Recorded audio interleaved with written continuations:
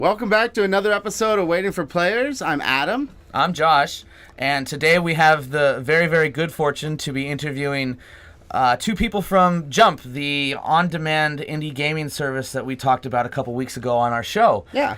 They caught our broadcast and were nice enough to answer the emails. So first of all, I want to welcome Anthony. He's the big man on the screen. Hello, sir. Hi, guys. Thanks for having me. And then I also have Cindy Lum here. She's the one who was kind enough to reply to me. So Cindy, thank you for joining us. You're welcome. Thanks for having us. Real quick, Cindy, before you go, what is your role at the Jump company?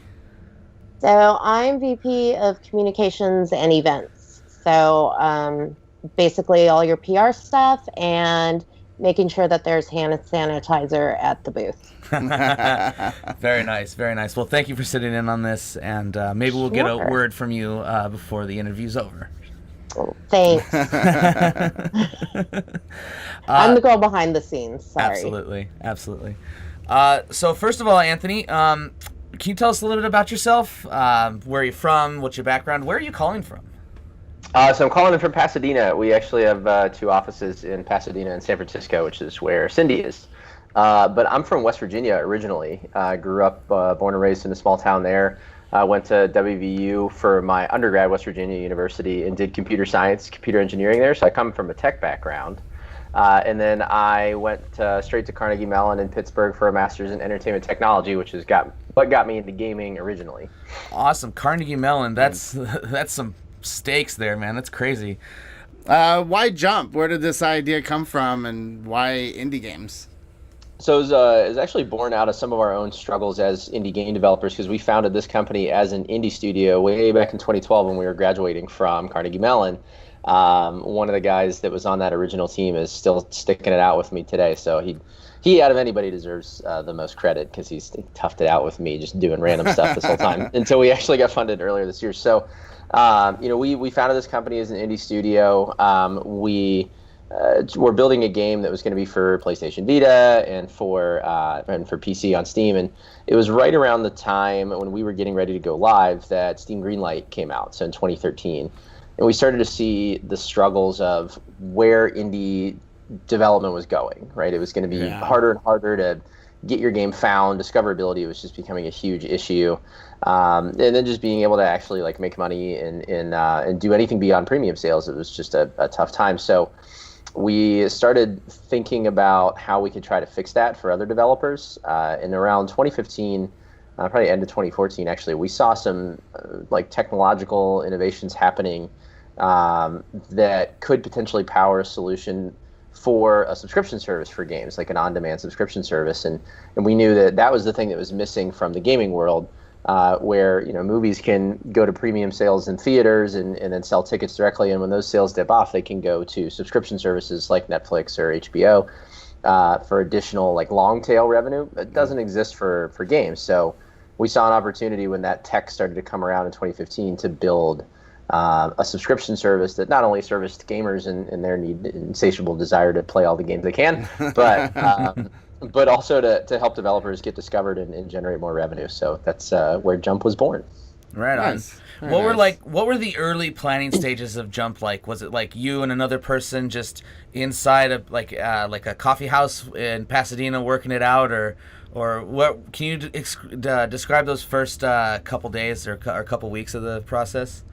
Yeah, I got to think of the names that we came up with for it. They were all terrible back when we started. But I suppose we should also mention what Jump is. We kind of rolled right over that at the beginning there. So maybe in your words, you could describe to our listeners and viewers what Jump is.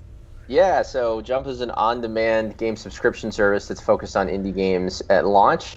We are currently live on Windows, Mac, and Linux.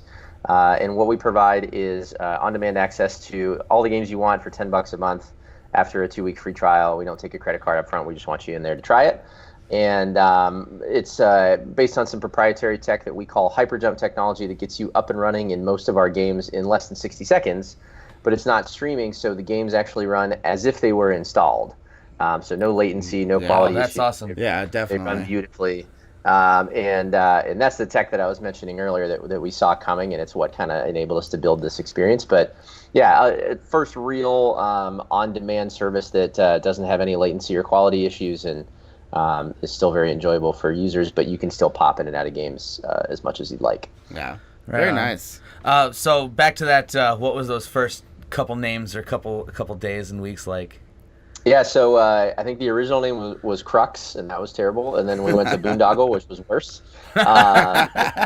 So for the listeners that don't know, boondoggle as a word means a waste of time and money. And so it was like a little tongue-in-cheek joke that we had. And we went with it for a while, and eventually I started to kind of hate it. And we had a developer that was working with us, and he was really stubborn. He was like, we really need to keep this name. People seem to like it. I was like, I think you like it. And that's pretty much it. And then we had a Destructoid article written that was literally called, "Why the fuck would you name your service Boondoggle?" That was the name of the article. And so that was the end of Boondoggle, and when we switched to Jump. But the early days were us kind of prototyping what design layouts would look like. It actually started as an idea for a store. So you'd be able to buy games and then own them across multiple devices. We talked to a few developers, and they said, that's stupid. I can sell games on multiple devices like multiple times right now, so I don't want to sell it once and lose out on additional revenue. Sure. Right. And we kept iterating on the idea through probably like the middle to end of 2015 while we built out some early prototypes, and eventually we found that the subscription model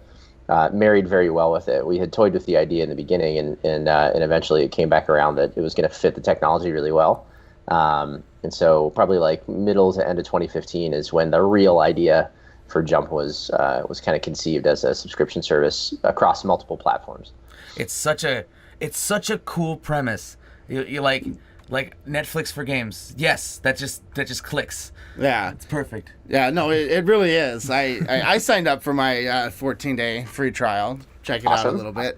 It is really awesome to be able to just check out all these different games. You know, just play it for a little bit, pop out. There's some really, really fun games on there. So Right on. So what's your team size, and what are some of the different roles? Yeah, so we have 10 full-timers right now, and we're mostly distributed. We have 3 in San Francisco, including Cindy, and then myself and Robert Bowling, who's our head of publishing down here in Pasadena. Robert was formerly VP of publishing at Humble Bundle and was creative strategist on a lot of the Modern Warfare games. So he helps us get some of the big titles like The End Is Nigh and some other ones that we've got coming down the pike for the future. But then, we have a 4-man development team, which to me is just mind-blowing that those guys built what they did with 4 people. So those guys are fantastic. And then we have an in-house designer, marketing, PR, and content acquisition as well. So we kind of have the full suite of like a tiny version of a full functioning studio. And then we have some contractors floating around to help us as needed. But it's been a great team. These guys are all just there's a sound bothering my dog somewhere. These guys are all former industry veterans. Cindy before the call was saying she's from EA and Ubisoft. Our marketing guys from IDOS. You heard Robert's background. Cade, our VP of content and community, is from PlayStation. So it's just a hell of a good team. I'm very, very lucky to have pulled in these guys. Very nice. Very nice. That's awesome. Any plans to move like beyond indie games, or do you want to keep the focus with independent games? So what I can say before Cindy chokes me is, well, indie games are always going to be at the forefront of what we do because we love indie developers, and I feel like that's where a lot of innovation comes from in gaming. Our technology is not limited to just indie games. So we will be looking at the whole gamut of types of games that are out there, going all the way back to the 90s.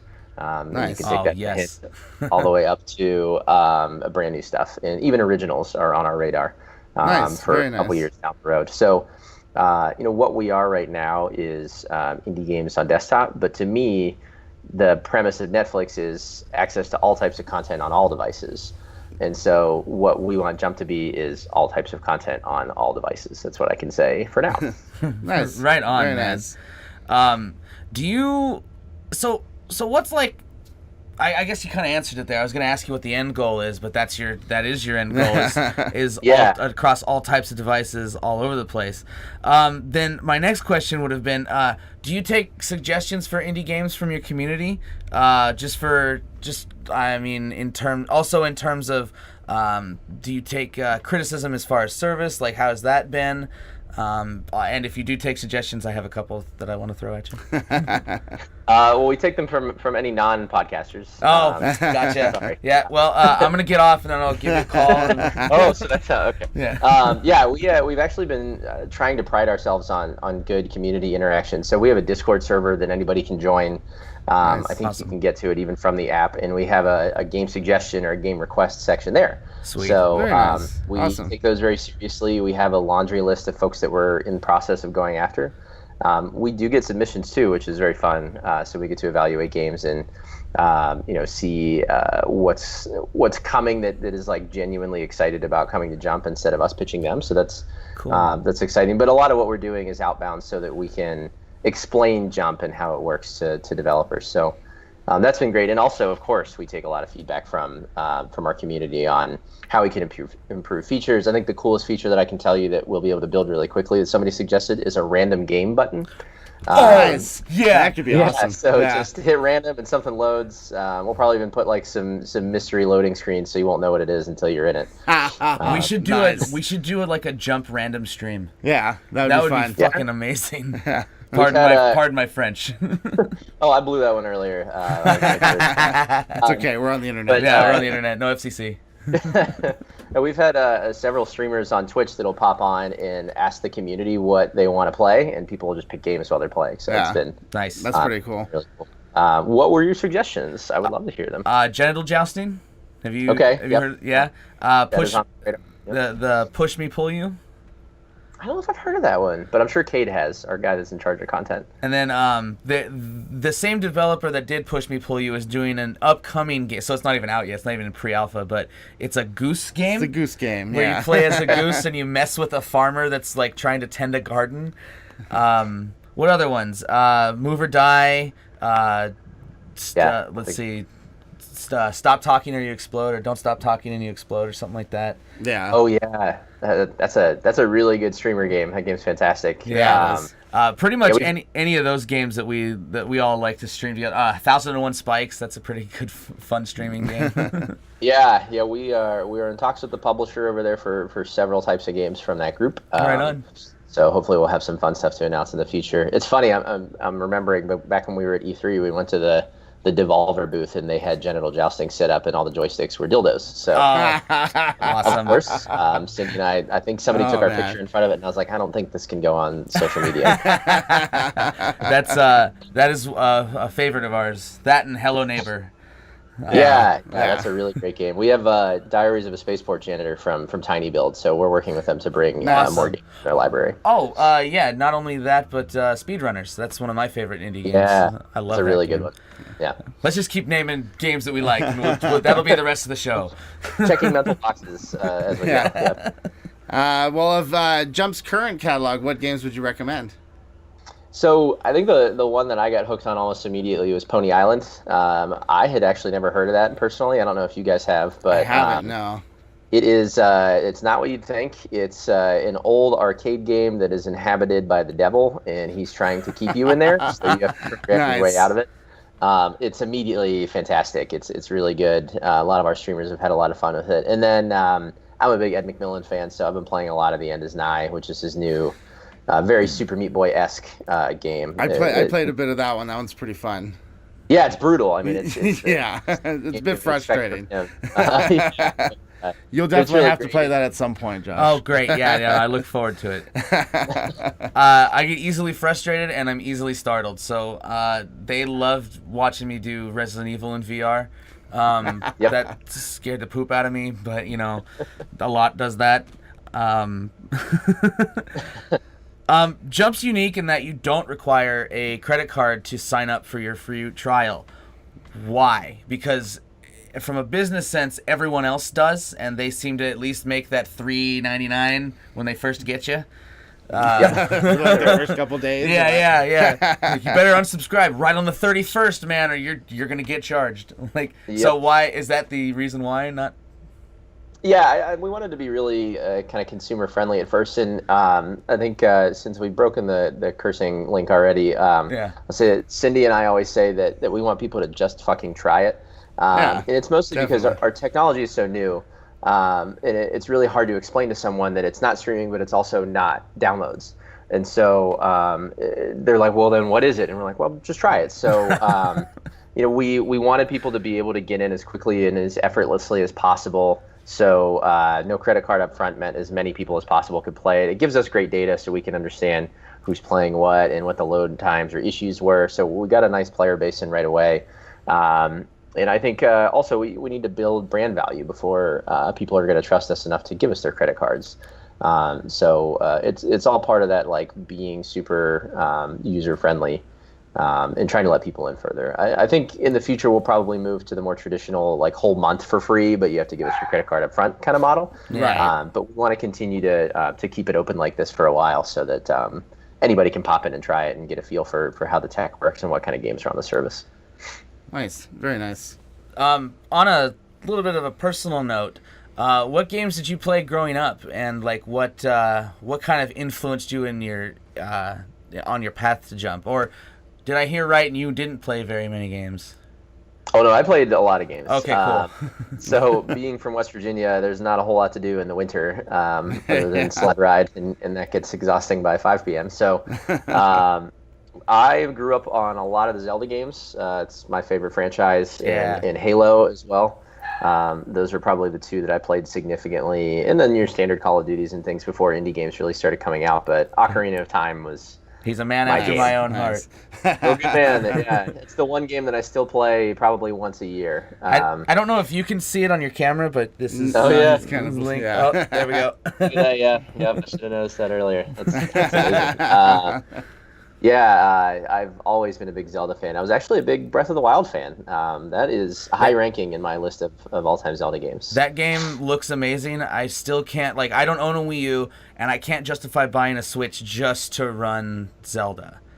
Don't get me wrong. $300 Zelda machine. Yeah, exactly. I imagine that's a phenomenal game, and I've seen some of the playthroughs and stuff. I'm like, that's not how I would do it, or I would love to do that, but you can't justify a $300 purchase like that just for a single game. On the other hand, you have services like Jump, which are awesome. Only $10 a month for all the games you want. Absolutely, exactly. Plug. And in my experience with it, I didn't really notice any loading times or anything. It just felt like I was selecting the game I wanted to play and right into it. It's like a cartridge. Yeah. Like an old school cartridge. And no blowing the cartridge required. Yeah, absolutely. Just blow on the mouse. Well, anything you'd like to say about Jump before we get out of here? And where can our viewers and listeners find you guys? Yeah, so you can go get that free trial, no credit card required, at playonjump.com. We're adding 10 games per month every month. We already have 69 games on the service. We're actually launching our 69th here shortly, which is Snapshot. So we'll be launching that here in the next few days. You should keep it at that number for like a month. I know some of the guys over at Polygon, I'm sure, would enjoy that. Yeah, exactly. Yeah. Jump on to 69. Wait, what? Totally planned. We launch 10 games a month. We'll be rolling them out starting in November at that pace, and it's a really great service. We just want people to get in there and try it and give us your feedback. There's absolutely no risk, so hop in and try some games you've never heard of. But I think one thing I didn't get to say yet is that we heavily curate for quality. Cool. Coming to Jump, we've handpicked every game that's come onto the service based on one of 3 qualifications. It's either highly rated, like a 7 out of 10 or higher. It's an award winner, Indiecade nominee, or IGF, something of that sort, or it's just a runaway hit seller. And nice. Beyond that, we also subjectively screen if there's anything provocative, like genital jousting would probably be a good example of that. We don't shy away from too much stuff like that. We just want great indie games on the service. So as a potential subscriber, you can come to the service knowing that every single game is of a certain quality standard, and there's no shovelware on Jump. That's awesome. Very nice. Yeah, because I imagine you get lots of submissions. You're like, they spend maybe a day on this game. Yeah, it's it's a challenge that we saw with Greenlight and now with Steam Direct is that shovelware has or opportunistic games have just kind of flooded those markets, and it's hard to find your way through the muck as a consumer. So knowing that we curate, I think, is a good feeling, and it's one of the things that we stand on most firmly is that we think curation is really important. So everything on Jump has been handpicked. Awesome. Very nice. Well, sir, we've taken up plenty of your time. Thank you for taking a moment out of your day to talk to us. Be sure to check out Play on Jump, like he said, and we will see you guys next time on Waiting for Players. I'm Josh. I'm Adam. And goodbye. See you next week. Bye. Thanks, guys.